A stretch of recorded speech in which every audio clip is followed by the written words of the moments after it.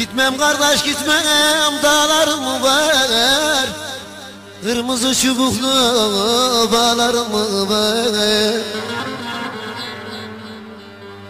Ah edi vardım da ağlarım var, sılada bir gurbet elde bir vanay. Ah edi vardım da ağlarım var, sılada bir gurbet elde bir vanay.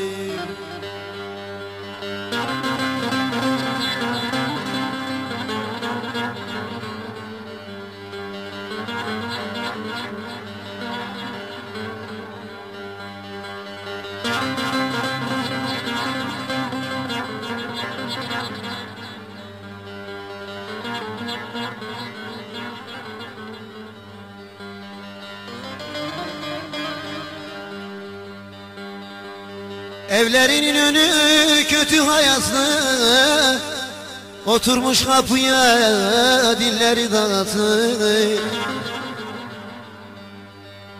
Varmışın kötüye olmuşum dertli,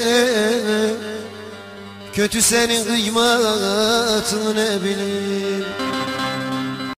Değerli takipçilerim, bu video Karaağasık köyünün halkı tarafından talep edilmiş, ona istinaden çekilmiştir.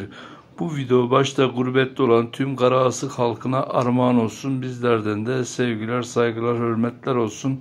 Allah'a emanet olun.